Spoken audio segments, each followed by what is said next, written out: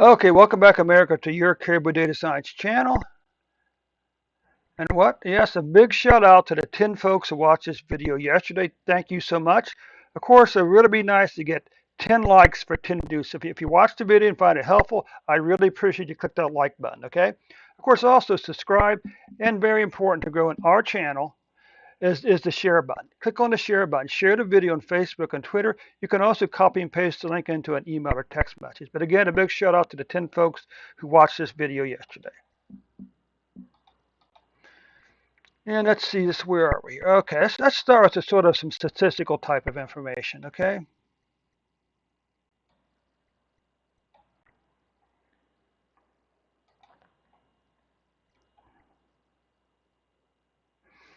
Okay.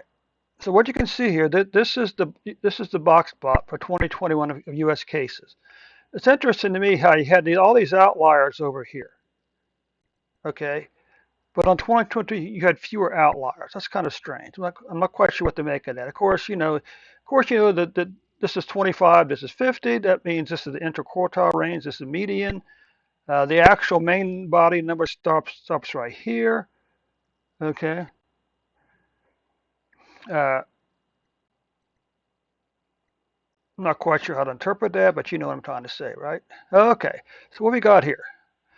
So now we got this is just the distribution of cases of COVID-19 cases, 2020 and 2021. The dotted lines represent the plus and minus one standard deviation, and 70% of the data should fall within these two dashed lines. Green line is median, and the blue line and the red line is uh, is mean. Now it's interesting that it would appear, at least in this case, if the numbers are skewed to the right, which these are, then the mean is going to be to the right of the median. The mean is going to lead the median. I would describe this as a univariate or as a unimodal skewed to the right. I would describe both of these as unimodals. Again, you can see the plus or minus one deviation number, right?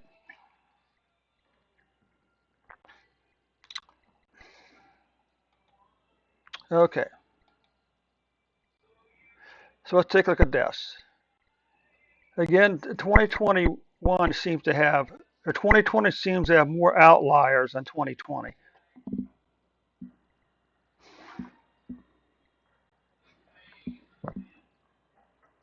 Okay. This is slightly interesting because the median is actually for 2020 is actually ahead of 2021. Sort of interesting, huh? Again, 2020 has more outliers than 2020. This is slightly, you could say, it goes up and tails off back over here. So we'll take a look here and see exactly what the deaths. There we go. Okay, so this is COVID-19 deaths by year for the U.S. Again, you know the drill, right? The two dashed lines represent plus and minus one standard deviation. I would describe this as being unimodal, right skewed, and negative. Okay. Again, same over here. If you look at the numbers, it's a little bit different over here.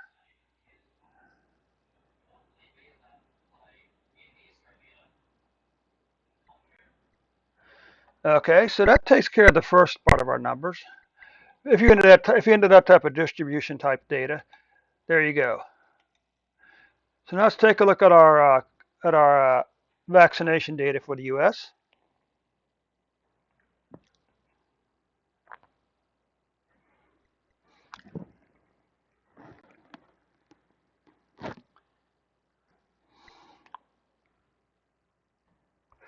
Okay, if you look at the U.S. Total vaccination, this is the total number of doses administered. So far in the U.S., 411.9 million doses have been administered. And this is the total people who received one dose or been fully treated. So this means that 219.3 million people have received one dose, and 190.4 million have been fully vaccinated.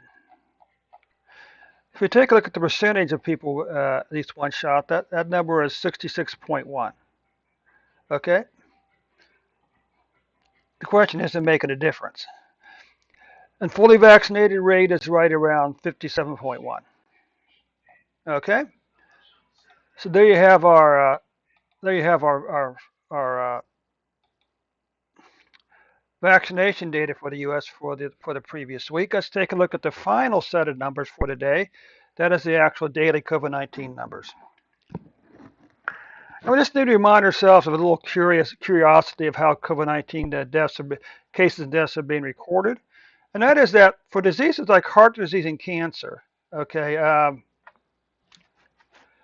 those are counted 1 year at a time. So every year on January 1st, heart disease and cancer is reset to zero. But yet COVID-19 cases were counting from January 2020, and COVID-19 deaths were counting from the very end of February 2020. Okay, which is sort of interesting, in my opinion. Okay, so anyway, what do we got here? So if you look over here, you see currently the U.S. is averaging 70.9, roughly 71,000 cases per day. Okay, which projects out to 25.9 million cases over the next 12 months, if that number doesn't change.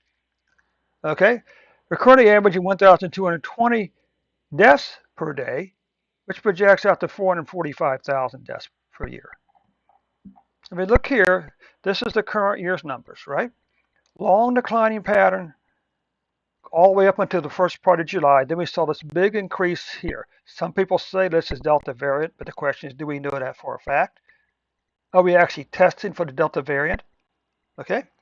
Then over here, you saw beginning a declining pattern back down here again. So this is 100,000, so about 75,000 cases per day down to here. Okay. What about deaths? Well, we can look at deaths. Again, long declining pattern in July. And then in July, we saw an increase all the way back over to the late September. And now we saw a few weeks when the numbers decline. Well, it's hard to tell what's going to go on over here. Okay. Now here's the thing. We can look. We just saw the distribution, so we know what the distribution of these numbers here. We know that towards the first half of the year and all the way up to like July, cases decreased. Then in July, we saw a speed bump for a few weeks, which now the numbers begin to fall down again. Okay. Same thing with deaths. We know what the distribution is now. The question is how many of these people are vaccinated and how many of these people died from Delta variant. Do we actually know that? Probably not. Anyway, so let's take a look at a few more plots here. This just gives us sort of an idea of the last 12 months, or actually not the last 12 months. This is your July to July number, okay? And so what we can see here is the numbers of there certainly is a season, okay? You know, talking about flu season, there certainly is a season to this disease. I mean, how can it go up in the fall and decline in the summer, and then go up in the fall a little bit here? Here's the question: is this going to be the only decline for the fall, or will there be another spike back up to here? That's the real question. That's the question. What about this?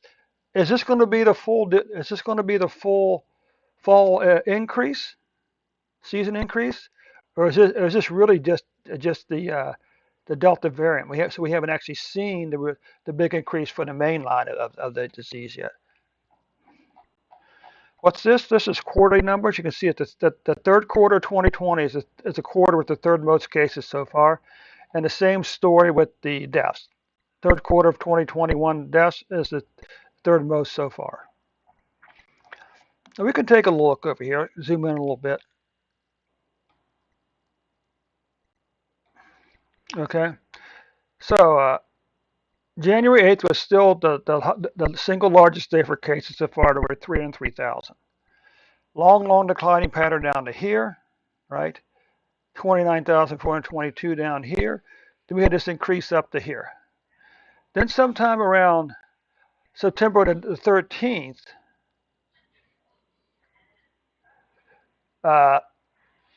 the cases began to fall again. So for the last, say, 6 weeks, we had the cases begin to decline again. The question is there going to be another spike as a result of the main line of disease, as it was last fall? And again, we can see this over here. Okay, we spiked back on August or January 20th to 4,441 deaths. As of October 23rd, that number had fallen to 427 deaths. Okay, let's just take a quick peek at some weekly numbers here. The big picture here, the long declining pattern. Then this over here. Is this or isn't this Delta variant? How many of these cases does Delta variant account for? Okay. The question again is this going to be it for the fall, or will we see another big spike up here in the fall and winter? Okay. COVID-19 deaths haven't really come back down from this bump here. Okay, that's a bit of a concern. Monthly cases, well, again, August, September are the worst so far. The good news is that October is below these 2 months. And the good news is that October's deaths are going to be below September's deaths also. Now, this is kind of a curious spot. The question we try to answer is, for every 100,000 people in the U.S., how many people have COVID-19? And right now, that number is about 22 to 25.